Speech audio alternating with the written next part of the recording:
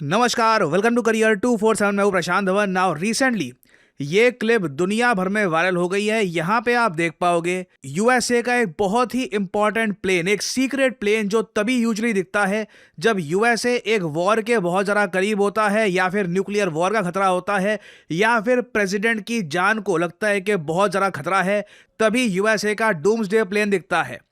50 साल के बाद पहली बार ये प्लेन रिसेंटली स्पॉट किया गया है। इसके जो विजुअल्स हैं ये सामने आए हैं, और आप देखोगे अमेरिकन मीडिया में ही बहुत आर्टिकल पब्लिश हुए हैं कि वाई सीइंग दिस प्लेन। अगर आपने ये प्लेन देख लिया तो इसका मतलब काफ़ी हद तक आप ये लगा सकते हैं जीने के लिए बस 5 मिनट बचे हैं। ये ऑफ कोर्स एक अतिशोक्ति के साथ बोला जा रहा है, क्योंकि ये प्लेन बनाया गया है एक न्यूक्लियर वॉर के दौरान यूएस प्रेसिडेंट को सेफ रखने के लिए। इसलिए इसको कहा जाता है डूम्सडे। डूम्सडे जो ये शब्द है, इसका मीनिंग आपको समझना होगा। जो एब्राहमिक फेथ है, प्राइमरली क्रिश्चियनिटी, वहां पर माना जाता है कि धरती में एक दिन डूम्सडे आएगा, एग्जिस्टेंस का आखिरी दिन। बहुत तबाही होगी, हर जगह आग फैली होगी, और बेसिकली ह्यूमन बींग्स बचेंगे नहीं।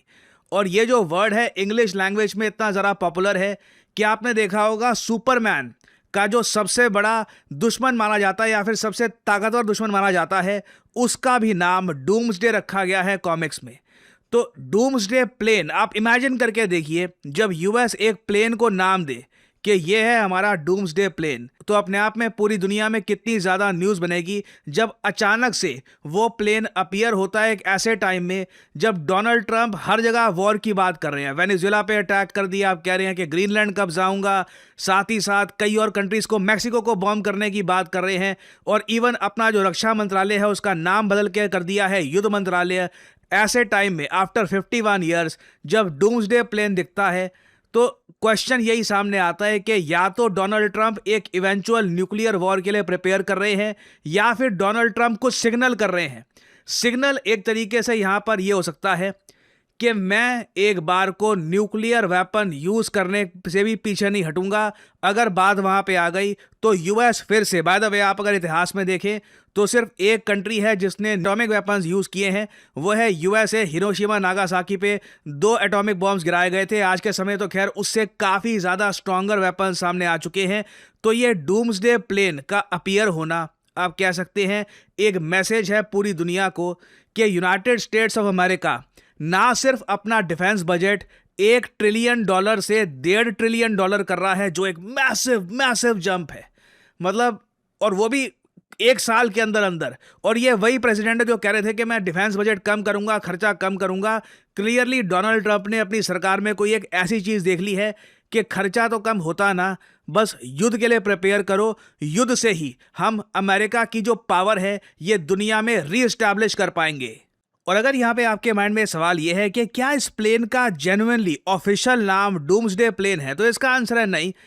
ऑफिशियली आप अगर देखें तो इसका नाम दिया गया है E4B night watch. E4B night watch एक बहुत ही सिंपल लैंग्वेज में मैं आपको अगर बताऊं तो ये बोइंग 747-200 का मिलिटराइज्ड वर्जन है। जो बोइंग 747 काफ़ी बार लोग यूज़ करते हैं सिविलियन पर्पस के लिए, वैसा ही है, बस मिलिट्री पॉइंट ऑफ व्यू से इसमें कुछ चीज़ें ऐड कर रखी है, जैसे कि मिड एयर रिफ्यूलिंग। एक बार ये प्लेन टेक ऑफ कर गया तो बिना लैंड किए 12 घंटे तक आराम से ये हवा में उड़ सकता है, और हवा में ही इसकी रिफ्यूलिंग हो जाएगी। बेसिकली इसका मतलब ये है कि डोनाल्ड ट्रंप को अगर मान लीजिए कई हफ्तों तक बस ऊपर रहना है, हवा में रहना है, नीचे अगर प्लेन टच करता है तो डर है सिक्योरिटी को लेकर, कुछ इन पे अटैक हो सकता है, तो उस पर्टिकुलर केस में ये प्लेन काफ़ी हद तक परफेक्ट है। यहाँ पे आप देख पाओगे इस तरीके से दिखता है ये यूएसए का डूम्सडे प्लेन। अंदर आप नोट कर पाओगे कि जो कॉन्फ्रेंस रूम है और जो मीटिंग के लिए रूम है ये और ज़्यादा बड़े हैं compare to a normal plane. इसको डिज़ाइन इसलिए किया गया है कि मान लो कल को हवा में ही डोनाल्ड ट्रंप को ब्रीफिंग देनी है from the US air force, from the US army, तो ये ब्रीफिंग आराम से एयरबॉर्न में ही हो सकती है। वहाँ पे यूएसए के उस वक्त सारे जो इंपॉर्टेंट ऑफिशियल्स हैं, जो रक्षा मंत्री हैं, वो भी अवेलेबल होंगे। सबके लिए प्रॉपर सीटिंग एरिया है, जो प्रेजेंटेशन है ये भी प्रॉपरली हो पाएगी, कोई डॉक्यूमेंट्स रखने हैं, इन सब चीज़ों का एम्पल रूम यहाँ पे अवेलेबल कराया गया है। और अगर कल को कोई, अगर मान लो देश इस प्लेन को अटैक करने का प्रयास करता है, तो इसके चांसेस काफ़ी कम है, क्योंकि इसकी सिक्योरिटी के लिए ही बहुत सारे F-35 फाइटर जेट्स इसके आसपास रहते हैं। और उसके अलावा यूएस एयरफोर्स की वेबसाइट पे ही साफ साफ लिखा हुआ है कि the E-4B is protected against the effects of electromagnetic pulse and has an electrical system designed to support advanced electronics and wide variety of communication equipment। तो अगेन यहाँ पे एडवांस सैटेलाइट सिस्टम से ये कनेक्टेड है। यहाँ पे ऐसा भी नहीं है कि कल को कोई इंटरनेट कट कर सकता है। इंटरनेट हमेशा सैटेलाइट कम्युनिकेशन से लगातार प्रोवाइड होता रहेगा। और साथ ही साथ यहाँ पर न्यूक्लियर और थर्मल शील्डिंग भी है कि मान लीजिए ये प्लेन तभी टेक ऑफ होता है जब पीछे एक न्यूक्लियर ब्लास्ट हो रहा है, तो उस न्यूक्लियर ब्लास्ट मैं ये तो नहीं कहूंगा कि बिल्कुल उस न्यूक्लियर ब्लास्ट की हीट से ये प्लेन बच जाएगा, बट जो एक काफ़ी डिस्टेंस पे इम्पैक्ट आता है रेडिएशन का या फिर थर्मल जो इफेक्ट्स आते हैं, उससे काफ़ी हद तक ये प्लेन सेफ रहेगा। एकॉस्टिक कंट्रोल्स यहाँ पे आपको मिल जाएंगे और ओवरऑल काफ़ी इंप्रूव टेक्निकल कंट्रोल फैसिलिटी यहाँ पर है। और ऐसा नहीं है कि पिछले 50 सालों में ये प्लेन यूएसए ने बिल्कुल गायब कर दिया था। ये प्लेन हमेशा एक्टिव रहता था, बस यूजुअली मीडिया की नजर से काफी दूर रहता है ये प्लेन। सडनली अब हम देख रहे हैं कि रिसेंटली इसने लॉस एंजलिस एयरपोर्ट, जो एक बहुत ज्यादा हाई प्रोफाइल एयरपोर्ट है यूएसए में, मीडिया यहाँ पर हमेशा अवेलेबल रहता है, सेलिब्रिटीज काफी बार आते हैं यहाँ पे लॉस एंजलिस कैलिफोर्निया में। तो लॉस एंजलिस एयरपोर्ट में जिस तरीके से इसकी लैंडिंग हुई है, उससे साफ पता लग रहा है कि यूएस पूरी दुनिया को एक मैसेज सेंड करना चाहता है।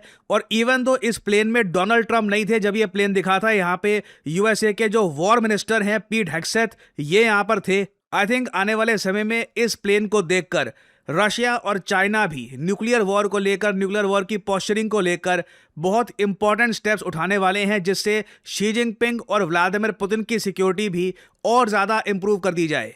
और अगर यहाँ पे आपका सवाल है कि क्या भारत के पास सिमिलर टाइप का डूम्सडे प्लेन है, तो इसका आंसर है बिल्कुल भी नहीं है। देखो, वैसे अगर हम बात करें कि इंडिया के मिनिस्टर्स और पीएम को सेफ रखना है ऐसे टाइम में कि मान लो न्यूक्लियर वॉर हो रही है, तो उसके और हमारे पास तरीके हैं। एक मिलिट्री ट्रांसपोर्ट प्लेन ले लिया, उसको हवा में बस फ्लाई करते रहे, एयर में रिफिलिंग उसकी करते रहे हम, वो एक बार को हो सकता है। जो मेन पार्ट है इस प्लेन का, जो डूम्सडे प्लेन है, वो हम कॉपी कर सकते हैं, सेम चीज़ हो सकती है, बट उसमें काफ़ी और चीज़ें जैसे कि साइज़, उसके अलावा न्यूक्लियर अटैक से काफ़ी हद तक जो एक शील्ड मिलती है उसको, वो सब चीज़ें नहीं होंगी। तो एक बार को बिल्कुल पीएम मोदी या फिर भारत के जो मिनिस्टर्स हैं वो भी ऐसे सिनेरियो में भारत सरकार सेफ रह सकती है। बट हमने स्पेसिफिकली इस काम के लिए एक प्लेन अभी तक डेजिग्नेट नहीं किया है। यूएसए में ऐसे 2 प्लेन्स है बाय द वे। इन लोगों को न्यूक्लियर वॉर का इतना डर रहता है कि इन लोगों ने ना सिर्फ एक, दो डूम्सडे प्लेन बना रखे हैं। एक तो E-4B जो अभी रिसेंटली दिखा, नाइट वॉच, दूसरा है E-6B मरकरी। ये इनका सेकंड डूम्सडे प्लेन है, सेकंड न्यूक्लियर कमांड एयरक्राफ्ट। उसके अलावा रशिया ने ऑब्वियसली खुद का एक प्लेन बना रखा है ऐसा, मैक्स डोम इसको कहा जाता है। ये काफ़ी हद तक यूएसए के डूम्सडे प्लेन की तरह ही काम करता है। अगर मैं बात करूं फीचर्स की, तो जो डूम्सडे प्लेन में आपको मिलेंगे ऑलमोस्ट सेम फीचर्स ही इसमें हैं।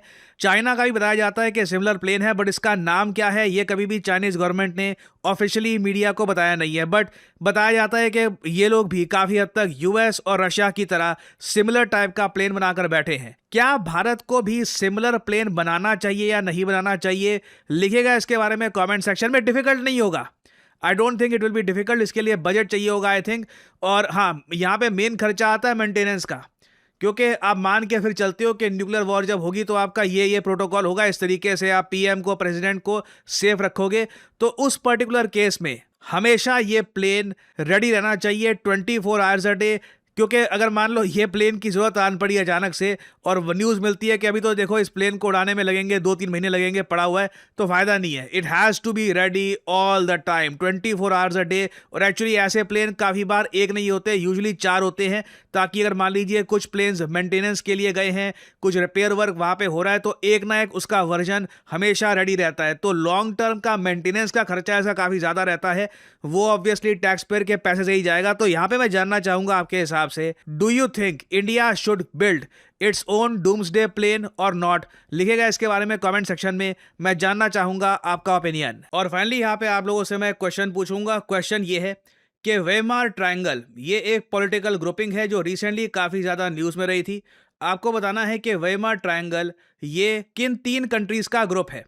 क्योंकि भारत के जो विदेश मंत्री हैं डॉक्टर एस जयशंकर, रिसेंटली पहली बार इनको वेमार ट्रायंगल की मीटिंग में इनवाइट किया गया था। भारत ने पहली बार ये मीटिंग अटेंड करी है। तो बताइए वेमार ट्रायंगल किन 3 देशों का ग्रुप है? ये है यहाँ पे आपकी options: France, Germany, Poland, Italy, Spain, France, Russia, India, China, या फिर India, Nepal, Pakistan. Comment section में करिए उत्तर। जो लोग देंगे सही आंसर उनकी कमेंट को मैं दे दूंगा हार्ट, ताकि बाकी लोग समझ पाएं कि सही उत्तर क्या है। आज के समय पूरे भारत में कई लोग हैं जो करियर 247 का IBM powered data analyst course complete करके अपनी पहली जॉब स्टार्ट कर चुके हैं, और हमें रोज नए नए टेस्टिमोनियल्स मिल रहे हैं, और आने वाले समय में आप देखोगे ऐसे टेस्टिमोनियल्स और भी आते रहेंगे। Hi, I am Shalraj. I am from Hazaribagh, Jharkhand. I recently got placed in College Dunia, surely just because of Career 247. मैंने Career 247 के डेटा एनालिटिक्स कोर्स को ज्वाइन किया था, which is in collaboration with IBM. ये पूरा course अलग अलग modules में डिवाइडेड है। सारे मॉड्यूल्स के एंड में मिनी प्रोजेक्ट्स हैं। 7 महीने का ये कोर्स है, जिसमें कि 2 मेजर प्रोजेक्ट्स भी हैं। प्रोजेक्ट्स को मैं इसलिए हाईलाइट कर रहा हूँ क्योंकि यही आपके इंटरव्यू क्रैक करने में बहुत इंपॉर्टेंट रोल प्ले करते हैं।